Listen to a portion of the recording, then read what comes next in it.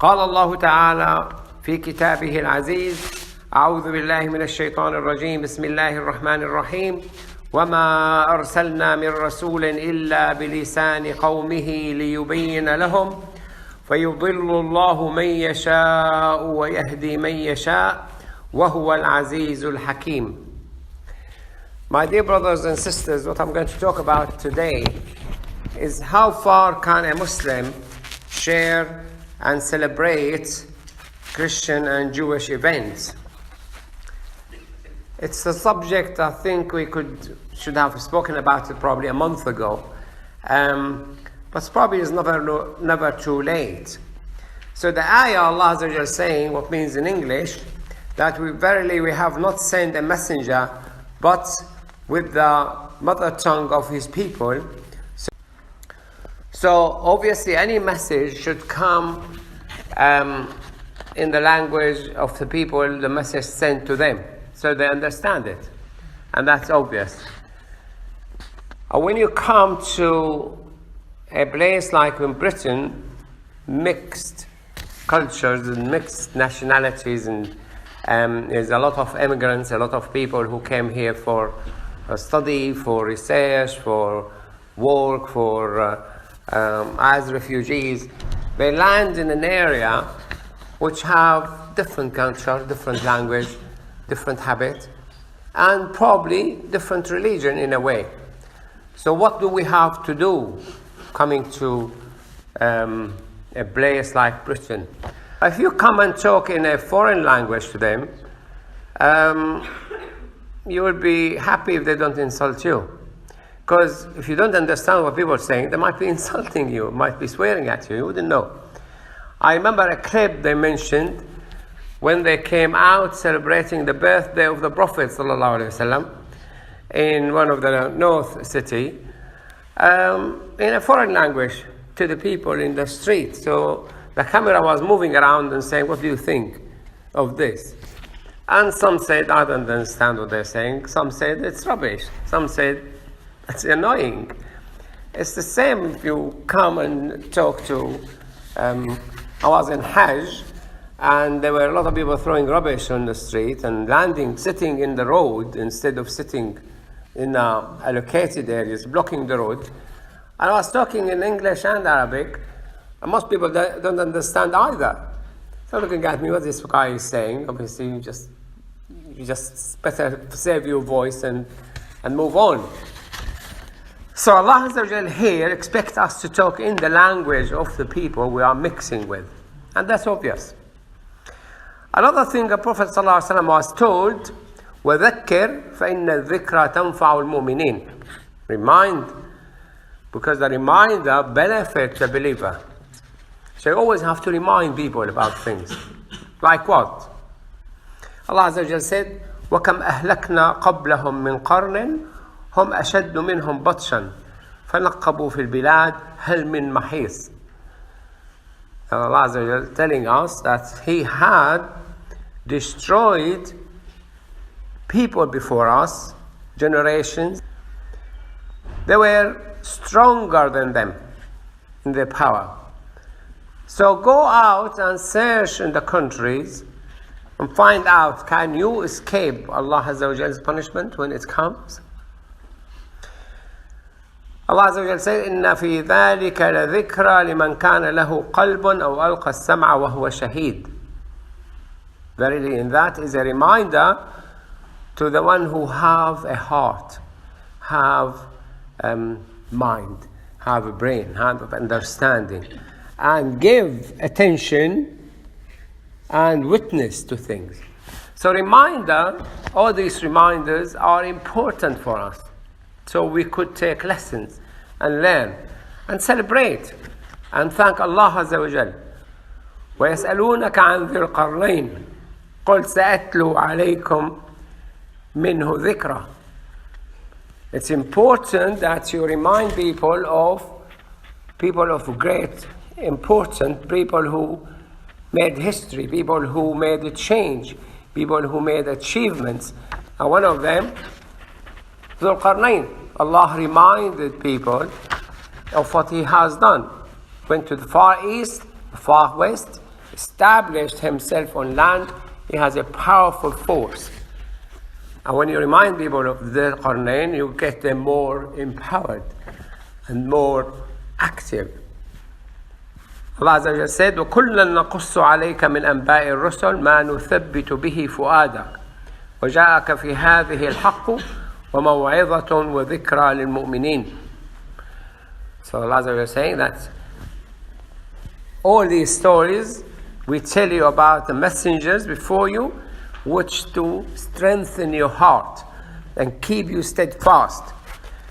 And the truth has come to you, and it is reminders to the believers. So Allah Azza wa Jalla, one of the things He instructed the messengers is to remind people of the days of Allah. Now we have been studying Usul al-Fiqh, as you know, or some of you know, in the study cycle. And one of the sources for the scholars to find out the rules in Islam and the evidence in the message of Allah Azza wa Jalla is what came to the previous messages, to the previous messengers. What came in the Bible, what came in the Torah. Are we obliged to follow? Are we supposed to take on board as rules to us? So the scholars said, it depends. If it is mentioned in the Quran, it could be rule for us. If there is other confirmation in the Quran or Sunnah, like qisas. Allah said in the Quran, He obliged the sons of Israel to apply eye for an eye, and a soul for a soul, and an eye for an eye, tooth for a tooth, injuries for injuries. But then Allah said in the Quran, يا أيها الذين آمنوا كتب عليكم القصاص في القتلى الحر بالحر والعبد بالعبد والأنثى بالأنثى. So He confirmed what He said it was obliged to the previous messengers, that it is a law for us. If it encourages us to be good, there's no clashes with the Islamic teaching, it's again something we apply. If it clashes with the Islamic teaching, we reject. If it's not mentioned in the Islamic teaching, we then take it as coming from Allah Azza wa Jalla. We don't deny it's coming from Allah. We stay neutral. The Prophet ﷺ said, لا تكذبوا اليهود ولا النصارى ولا تصدقوهم أتحبون أن يكذب الله ورسوله. Don't agree with a Christian and Jew, and don't disagree. Stay neutral, because you don't want that Allah and His Messenger are told they were telling lies. Because it could be true to them. We don't know. Could be wrong. We don't know. So we stay neutral. Unless it is in our message. So Allah said to Musa alayhi salatu wasalam, وَذَكِّرْهُمْ بِأَيَّامِ اللَّهِ. Make them remember the days of Allah. The important days of Allah. The days of bounty, the days of help, the days of punishment, the day of judgment as well, when the day will be 50,000 years. And because Allah Azza wa Jalla expected the Prophet ﷺ to remind people, and these days will be important you celebrate, it becomes also important to us. So one of the Ayyamullah, Allah saved Musa from Fir'aun and destroyed Fir'aun and his army. And that day was taken by the Jew as a day of winning a victory, and they have been celebrating this day for 3,000 years. It's the Passover day, the Hanukkah in the Jewish calendar. Are Muslims expected to celebrate the day of Passover? This is you cannot give an opinion. You have to look into the Islamic way of taking out the rules from the Quran and Sunnah. So the scholars will go and search the Quran and will search the Sunnah. And in the Quran, in the Sunnah, you find that the Prophet ﷺ, when he came to Medina, he found that the Jews were fasting the day of Ashura. عن ابن عباس رضي الله عنه قال قدم رسول الله صلى الله عليه وسلم المدينة فوجد اليهود يصومون يوم عاشوراء فسئلوا عن ذلك فقالوا هذا اليوم الذي أظهر الله فيه موسى وبني إسرائيل على فرعون فنحن نصومه تعظيما له فقال النبي صلى الله عليه وسلم نحن أولى بموسى منكم فأمر بصومه. And there's another hadith, أمر بصوم يوم قبله ويوم بعده. So here Ibn Abbas he said that when Prophet Muhammad came to Medina, he found that the Jew fasting the day of Ashura. And they were asked, why you fast this day? And they said, because this is the day when Allah gave victory to Musa and the sons of Israel against Pharaoh. And we fasted glorifying that day and thanking Allah for that day. And the Prophet ﷺ said, I deserve Musa and thank Allah for making Musa win more than you. And he ordered the Muslims to fast the day. So if you landed in Britain and you found that the people in Britain fasting Christmas Day, because it's the day when Allah gave to Jesus, will you fast the day? You wouldn't know and you shouldn't answer. You go and ask the scholars, can you make qiyas? Now in Usul al-Fiqh, one of the sources of Islam is qiyas. Compare a situation with a situation if they share the same reason, the same illah. Now Allah banned drinking wine in the Quran, khamr. إنما الخمر والميسر والأنصاب والأزلام رجس من عمل الشيطان فاجتنبوه. You cannot drink wine. Mentioned in the Quran. What about whiskey and vodka? What about beer? What do? It's not in the Quran. Allah banned wine. So what do? You go to qiyas. Compare. And that's what the Prophet ﷺ taught us. And people came to the Prophet ﷺ and said, we have so and so drink in Yemen. Is it halal or haram? He said, does it cause drunkenness if it's drunk in large quantity? They said, yes. He said, it's haram. They share the same ullah, causing drunkenness, intoxication. So every drink causes drunkenness, become haram. That's unqiyas. If people who take the Quran say, we'll take only what's in the Quran, you will end drinking vodka and whiskey and beer. It's not in the Quran. It's not in the hadith. The Prophet ﷺ never said, don't drink rum and vodka and whiskey and beer and whatever.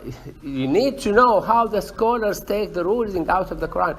And it's not out of their interpretation or manufacturing. They copied the Prophet ﷺ in establishing the rules.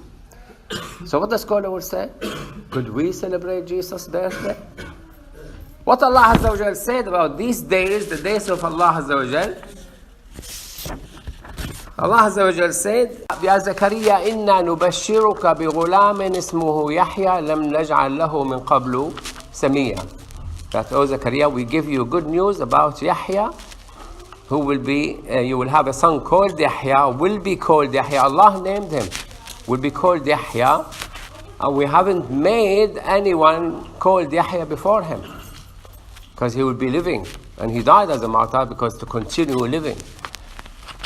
And when he had him, and then Allah said, يا يحيى خذ الكتاب بقوة وآتيناه الحكم صبيا وبرا بوالديه ولم نجعله جبارا شقيا والسلام عليه يوم ولد. So Allah said, والسلام, peace be on him, on the day he was born.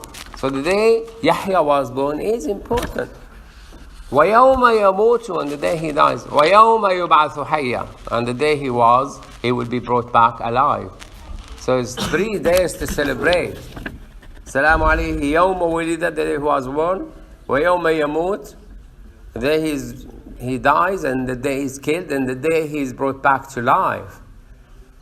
When Allah Azza wa Jalla sent Jibreel, إِنَّ اللَّهَ يُبَشِّرُكُ بِكَلِمَةٍ مِّنْهُ الْمَسِيحُ ابْنُ مَرْيَمَ. He gave Maryam the news that Allah give you good news that you will have a child called Son of Mary. Straight away, because you say son of Ahmad, son of Ali, you don't say son of Fatima, son of Aisha. Straight away she realized there won't be a father. أَنَّا يَكُونُ لِي غُلَامٌ وَلَمْ يَمْسَسْنِي بَشَرٌ وَلَمْ أَكُ بَغِيًّا قَالَ كَذَلِكَ قَالَ رَبُّكِ هو عليه أن وليجعله آية الناس رحمة وكان أمرا مقضيا. That's a decision made, no change to the decision. And then when Isa alayhi salatu wasalam was proving his mother was innocent because she came carrying a baby and she was a virgin, nobody saw her pregnant, nobody saw her getting married. By the way, getting pregnant and giving birth, according to the Quran, فحملته فانتبذت به مكانا قصيا فأجاءها المخاض. إلى جذع النخلة. فا in Arabic فا التعقيب. جاء علي فأحمد فعثمان. While if you say جاء علي ثم أحمد after an hour, 2 hours, day, 2 days, a year. ثم, the ثم give a longer gap. So here حملته in the scholars, many of them say it's actually hours. Because she was living in the mosque. She was in a quarter of the mosque, in a corner of the mosque. Zakaria was visiting her daily to supervise her and bring her food and drink. Also, Allah was bringing her food and drink for years in front of Maryam. So when she gave birth, it was hours. حملته, when he gave her blew the word into her, حملته, straight away, went away to a distant place. فأجاءها المخاض, the labor started. So when Khalid ibn al-Walid came to Syria, and Abu Ubaidah ibn Jarrah and the Muslims came to Syria, to mainly Christian country, they said to them, we didn't come to ask you to leave Christianity. We came here to ask you to stick to it. To stick to it. So if we came to Britain, we said to the Christian, we want you to stick to your Christianity. We want you to adhere to it. Will you see so much crime? Will you see so much divorce? Will you see so much abuse? You will see less. You remind them of Christ. You remind them of His teaching, His moral values. Now, we have the birth of Jesus, another day. What Jesus said about it? وَالسَّلَامُ عَلَيَّ يَوْمَ وُلِدْتُ. So it's important day. Important day to Him, to Allah Azza wa Jal, and should be to us on qiyas, on comparison. If the Prophet ﷺ celebrated Ashura in Medina, probably he would if he went to Syria and the Christians celebrating the Christmas Day, he would fast Christmas Day, we celebrate with them. That's the day when Allah Azza wa Jal gave through Isa alayhi salatu wasalam. The Prophet ﷺ was fasting Mondays. And I was asked, why you fast Mondays? He said, that's a day I was born in. I'm thanking Allah for giving me life, made me aware of the universe He created. Many of us said, no, don't celebrate your children's birthday. It's the difference between celebrating with cakes and balloons and shouting, whatever, and celebrating, reminding your son that this Allah made you alive on that day. Allah gave you life. You were born on that day. You became a selected creature to Allah Azza wa Jal, to know Allah, to worship Allah, to fast to Allah, to pray to Allah, to go back to Allah's paradise. So it's an important day you bear. Thank Allah on that day, fast. Comparison, qiyas, the Prophet was fasting the birthday.